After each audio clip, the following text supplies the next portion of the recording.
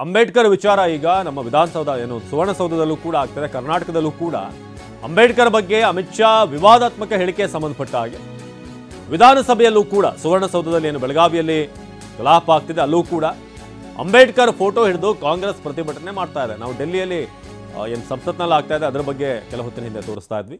ಆದರೆ ಅದೀಗ ಸುವರ್ಣಸೌಧದಲ್ಲೂ ಕೂಡ ನೀವೀಗ ದೃಶ್ಯದಲ್ಲಿ ನೋಡ್ತಿರೋ ಹಾಗೆ ಕಾಂಗ್ರೆಸ್ನ ಸದಸ್ಯರು ಡಾಕ್ಟರ್ ಬಿ ಆರ್ ಅಂಬೇಡ್ಕರ್ ಅವರ ಫೋಟೋವನ್ನು ಹಿಡಿದು ಈಗ ಪ್ರತಿಭಟನೆ ಮಾಡ್ತಿದ್ದಾರೆ.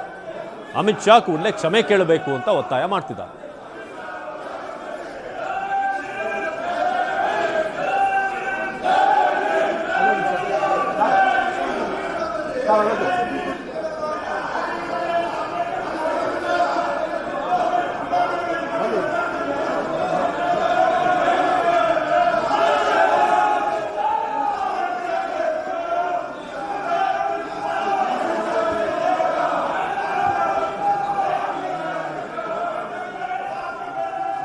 ಇದೀಗ ದೆಹಲಿಯಿಂದ ನೇರ ಸಂಪರ್ಕದಲ್ಲಿ ನಮ್ಮ ಪ್ರತಿನಿಧಿ ಹರೀಶ್ ಜಾಯ್ನ್ ಆಗಿದ್ದಾರೆ. ಹರೀಶ್, ಅಂಬೇಡ್ಕರ್ ವಿಚಾರ ಏನು ಅಮಿತ್ ಶಾ ಹೇಳಿಕೆಯನ್ನು ಕೊಟ್ಟಿದ್ರು, ಇದಕ್ಕೆ ಸಂಬಂಧಪಟ್ಟ ಹಾಗೆ ನಂತರ ನಿನ್ನೆ ಕೂಡ ಒಂದು ಪ್ರೆಸ್ ಮೀಟ್ ಮೂಲಕ ಒಂದು ಕ್ಲಾರಿಟಿ ಕೊಡುವಂಥ ಪ್ರಯತ್ನ ಮಾಡಿದ್ರು.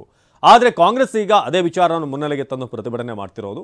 ಇನ್ನೊಂದು ಕಡೆ ಬಿಜೆಪಿ ಇವತ್ತು ಪ್ರತಿಭಟನೆ ಮಾಡ್ತಾ ಇದೆ. ಏನು ಅವ್ರು ಹೇಳ್ತಿರೋದೇನು, ಇದ್ರ ನಡುವೆ ಸಂಸದಲ್ಲಿ ಪ್ರತಾಪ್ ಅವರು ಕೂಡ ಏನು ಸಾರಂಗಿ ಅವರಿಗೆ ತೊಂದರೆ ಆಯಿತು, ಏಟಾಗಿದೆ, ಏನಾಯಿತು ಎಕ್ಸಾಕ್ಟ್ಲಿ ಅಲ್ಲಿ ದ್ವಾರದ ಬಳಿ ಬರಬೇಕಾದ್ರೆ ಸಂಸತ್ ಬಳಿ ತಳ್ಳಾಟ ನೂಕಾಟ ಎಲ್ಲ ಆಗಿದ್ದು?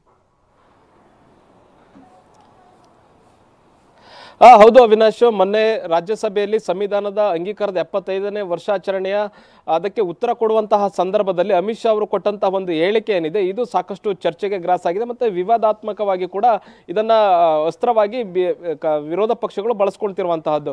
ಅಂಬೇಡ್ಕರ್ ಅಂಬೇಡ್ಕರ್ ಅಂಬೇಡ್ಕರ್ ಅನ್ನುವಂತಹದ್ದು ಹೇಳುವಂಥದ್ದು ಫ್ಯಾಷನ್ ಆಗಿದೆ. ಇಷ್ಟು ಬಾರಿ ಅಂಬೇಡ್ಕರ್ ಅವರ ಹೆಸರು ಹೇಳೋಕ್ಕಿಂತ ದೇವರ ಹೆಸರೇನಾದರೂ ಹೇಳಿದರೆ ನಿಮಗೆ ಸ್ವರ್ಗದಲ್ಲಿ 7 ಜನ್ಮಕ್ಕೂ ನಿಮಗೆ ಸ್ವರ್ಗ ಪ್ರಾಪ್ತಿ ಆಗ್ತಿತ್ತು ಅನ್ನುವಂಥದ್ದನ್ನ ಹೇಳಿದರು. ಆಗ ವಿರೋಧ ಪಕ್ಷಗಳು ಮುಗಿಬಿದ್ವು. ಯಾಕೆ ಅಂಬೇಡ್ಕರ್ ಹೆಸರು ಹೇಳಬಾರ್ದು ಅಥವಾ ನಾವು ಅಂಬೇಡ್ಕರ್ ಹೆಸರು ಹೇಳುವಂಥದ್ದು ನಿಮಗೇನಾದ್ರು ಸಮಸ್ಯೆ ಆಗ್ತಿದೆಯಾ, ಕಷ್ಟ ಆಗ್ತಿದೆ ಅನ್ನುವಂಥ ನಿಟ್ಟಿನಲ್ಲಿ ಕೇಳಿದ್ರು. ಮತ್ತು ಇದು ಅಮಿತ್ ಶಾ ಅವರು ಕೊಟ್ಟಂಥ ಹೇಳಿಕೆ ಏನಿದು ಇದು ಸಾಕಷ್ಟು ಪಕ್ಷಕ್ಕೂ ಸಾಕಷ್ಟು ಡ್ಯಾಮೇಜ್ ಆಯಿತು. ಪಕ್ಷದ ನಾಯಕರುಗಳು ಕೂಡ ಇದನ್ನು ಹೇಗೆ ಅದನ್ನು ಡಿಫೆಂಡ್ ಮಾಡಿಕೊಡ್ಬೇಕು ಅನ್ನುವಂಥದ್ದು ಕೂಡ ಕಷ್ಟ ಆಯಿತು. ಮುಖ್ಯವಾಗಿ ಇದನ್ನು ವಿರೋಧ ಪಕ್ಷಗಳು ಒಂದು ಪ್ರತಿಭಟನಾ ಅಸ್ತ್ರವನ್ನಾಗಿ ಬಳಸ್ಕೊಂಡಿವೆ. ನಿನ್ನೆನೂ ಕೂಡ ಪ್ರತಿಭಟನೆಯನ್ನು ಮಾಡಿದರು. ಇವತ್ತು ಪ್ರತಿಭಟನೆಯ ಸ್ವರೂಪವನ್ನು ಮತ್ತೊಂದು ಹಂತಕ್ಕೆ ತೆಗೆದುಕೊಂಡು ಹೋಗಿರುವಂತಹದ್ದು. ಎಲ್ಲ ವಿರೋಧ ಪಕ್ಷದ ಸಂಸದರೇನಿದ್ದಾರೆ ಇವರು ನೀಲಿ ಶರ್ಟ್ಗಳನ್ನ ಹಾಕೊಂಡು ಅಂಬೇಡ್ಕರ್ ಅವರ ಪರವಾದಂಥ ಘೋಷಣೆಯನ್ನು ಕೂಗಿ ಮತ್ತು ಅಂಬೇಡ್ಕರ್ ಅವರ ಫೋಟೋವನ್ನು ಕೈಯಲ್ಲಿ ಹಿಡಿದು ಸಂಸತ್ ಆವರಣದಲ್ಲಿ ಪ್ರೊಟೆಸ್ಟ್ ಅನ್ನ ಮಾಡಿದ್ದಾರೆ. ಮಕರ ದ್ವಾರದ ಬಳಿ ಇರತಕ್ಕಂತಹ ಒಂದು ಏನು ಮಕರ ದ್ವಾರದ ಮೇಲೆ ಹತ್ತು ನಿಂತು ಪ್ರೊಟೆಸ್ಟ್ ಅನ್ನ ಮಾಡ್ತಾ ಇರುವಂತಹದ್ದು. ಮತ್ತೆ ಸಂಸತ್ ಲೋಕಸಭಾ ಕಲಾಪ ಕೂಡ ಪ್ರತಿಭಟನೆ ಜಾಸ್ತಿ ಆಗ್ತಿದ್ದ ಹಾಗೆ ಕಲಾಪ ಕೂಡ 2 ಗಂಟೆಗೆ ಮುಂದೂಡಲಾಗಿದೆ. ಸಂಸತ್ನ ಹೊರಗಡೆ ಕೂಡ ಪ್ರತಿಭಟನೆ ಆಗ್ತಿರ್ತಕ್ಕಂಥ ಸಂದರ್ಭದಲ್ಲಿ ಆಡಳಿತ ಪಕ್ಷದ ಸಂಸದರು ಕೂಡ ಪ್ರತಿಭಟನೆಯನ್ನ ಮಾಡಲಿಕ್ಕೆ ಮುಂದಾದ್ರು. ಅಂದ್ರೆ ಕಾಂಗ್ರೆಸ್ ಈ ಹೇಳಿಕೆಯನ್ನು ತಿರುಚಿದೆ ಅನ್ನುವಂಥ ನಿಟ್ಟಿನಲ್ಲಿ ಪ್ರತಿಭಟನೆಯನ್ನ ಮಾಡಲಿಕ್ಕೆ ಶುರುವಾದ್ರು.